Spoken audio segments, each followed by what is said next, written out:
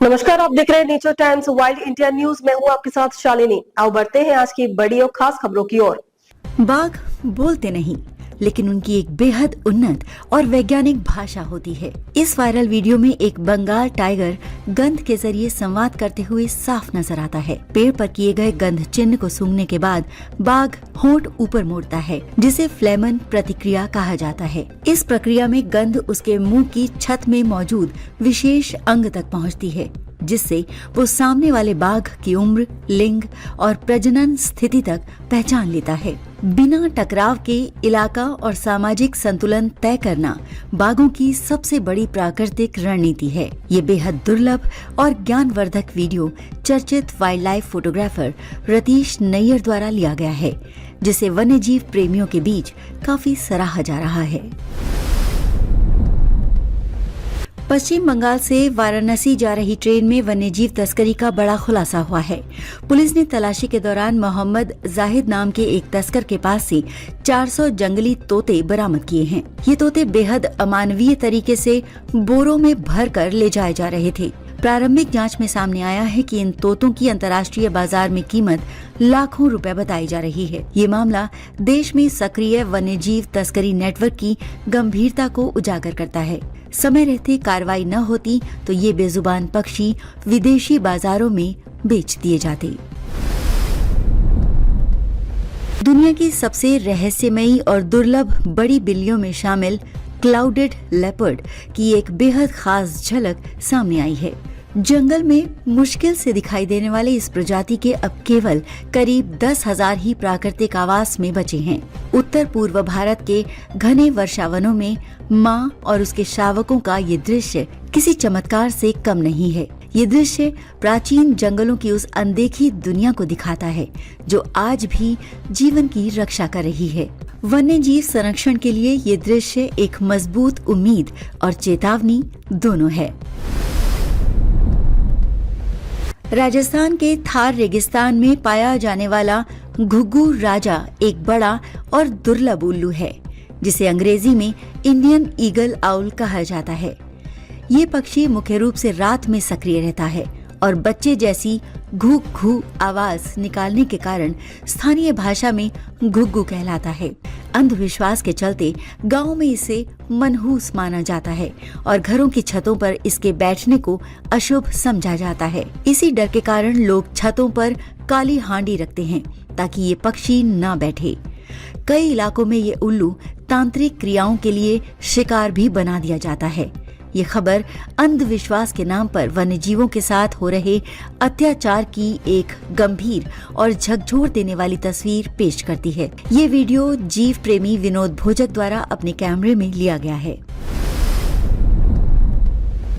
उत्तर प्रदेश के Dudhwa national park से वन्यजीव संरक्षण की बड़ी और ऐतिहासिक खबर सामने आई है। वर्ष 1984 में केवल 4 एक सींग वाले गैंडों से शुरू हुआ पुनर्वास कार्यक्रम आज 50 से अधिक गैंडों तक पहुंच चुका है। हाल ही में 3 मादा और 1 नर गैंडे को खुले जंगल में छोड़े जाने के बाद दुधवा में स्वतंत्र रूप से विचरण करते गैंडे अब वास्तविकता बन गए हैं। ये भारत में प्रजाति संरक्षण की सबसे सफल मिसालों में से एक मानी जा रही है। इस ऐतिहासिक और दुर्लभ दृश्य को अपने कैमरे में कैद किया है संजय कुमार सिंह ने। अफ्रीका के वन्यजीव जगत से बेहद भावुक करने वाली खबर सामने आई है। अम्बोसेली नेशनल पार्क का सौम्य विशाल हाथी, जो दुनिया के सबसे अधिक फोटोग्राफ किए गए हाथियों में शामिल था, 3 जनवरी 2026 को दुनिया को अलविदा कह गया। ये हाथी अफ्रीका के अंतिम बचे सुपर टस्कर हाथियों में से एक था, जिनके विशाल दांत प्रकृति की दुर्लभ धरोहर माने जाते हैं। दशकों तक ये हाथी जंगल, कैमरों और संरक्षण की पहचान बना रहा। इसके जाने से अफ्रीका ने सिर्फ एक हाथी नहीं, बल्कि अपनी प्राकृतिक विरासत का एक अमूल्य अध्याय खो दिया है। उत्तराखंड का राजाजी टाइगर रिजर्व देश के सबसे सांस्कृतिक और जैव विविधता से भरपूर टाइगर रिजर्व में गिना जाता है। वर्ष 2015 में अधिसूचित ये रिजर्व महान स्वतंत्रता सेनानी चक्रवर्ती राजगोपालाचारी के नाम पर रखा गया है। ये 1983 में बने राजा जी राष्ट्रीय उद्यान के विस्तार के रूप में देहरादून, हरिद्वार और पौड़ी गढ़वाल के वनों को समेटे हुए है। शिवालिक तराई क्षेत्र में फैला ये इलाका साल के जंगलों, घास के मैदानों और गंगा, सोंग व सुसवा नदी के पथरीले तटों से समृद्ध है।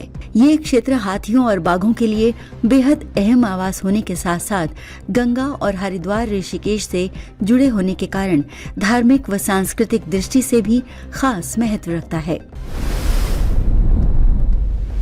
भारत के जंगलों से एक बेहद दुर्लभ और खूबसूरत जीव की जानकारी सामने आई है।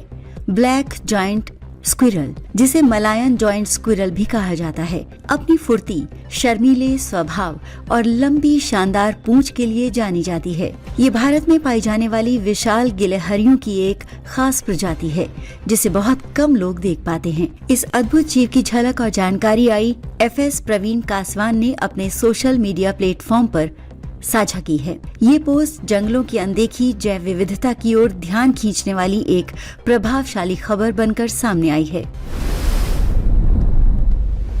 राजस्थान के अलवर से बाघ संरक्षण को लेकर एक बड़ी और असरदार खबर सामने आई है।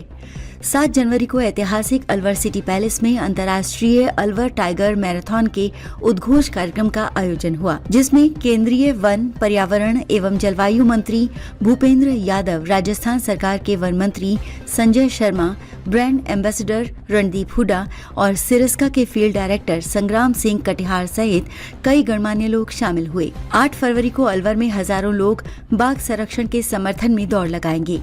नरेंद्र मोदी की प्रेरणा से फिट इंडिया के संदेश के साथ देश में पहली बार बाघों के लिए ऐसी जन भागीदारी देखने को मिलेगी। ये आयोजन संरक्षण, स्वास्थ्य और जन जागरूकता को जोड़ने वाली एक ऐतिहासिक पहल बनकर उभरा।